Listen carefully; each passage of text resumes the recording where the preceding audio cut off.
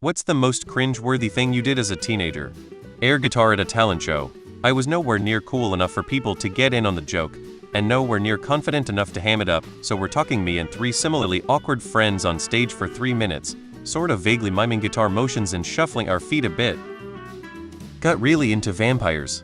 To the point where I used to pretend I was one. In school I thought I was so cool and edgy when I asked people what blood type they were. Fuck, I wish I could punch younger me. In the midst of my teenage emo angst, I burned my dad a CD that literally only had the song Perfect by Simple Plan, and I played the CD for him one day after he got home from work. Like, he had just got home from work, hadn't even put his lunch case down, and I just stood there next to the boombox. And he just stood there next to the boombox. And we both just stood there, listening.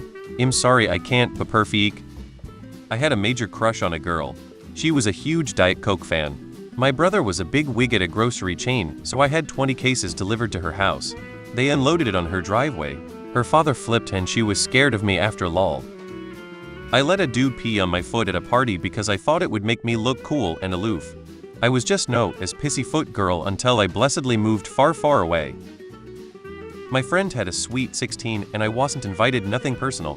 The guest list was done before we were really friendly, so I jokingly asked if I could come if I dressed up like Gene Simmons from Kiss, and she said yes. So I went to a sweet 16 where everyone was dressed in normal sweet 16 attire and I was cosplaying as Gene Simmons in full hair and makeup. The same shit my two teenagers are currently doing. That's right folks, you have to experience it all again. It's a cringe fest. Tried to rock a fedora and trench coat unironically lol. Wore my skin-tight leopard pants and would carry a boombox everywhere to blast music publicly. My goodness y'all. I kissed a girl awkwardly one time and thought that meant we were dating. I changed my status to dating on Facebook with her without even asking her. She explained to me that we weren't. It's so painful to think about Elmo. You're wearing a zip-up hoodie with pockets. Zip is open. Both hands in both front pockets. While hands are in pocket, lift the entire lower part of the hoodie up and up on top of your head. Rest your arms and they are now hanging shoulder level. Like wings. You feel cool? I walk like this often.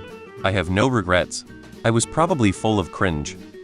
Wrote angsty song lyrics on my MySpace page like I was gonna be the next emo legend. We had this little fundraiser fair every year at my high school. They had this little marriage booth, so you could pretend marry your boyfriend, girlfriend, friends, etc. I thought it would be fucking hilarious to marry my own hand for some reason, so I drew a face on my hand to do that puppet shit and married it. There were photos and everything, thank God they are gone now. It somehow did not occur to me until years later that there are certain connotations to something like that.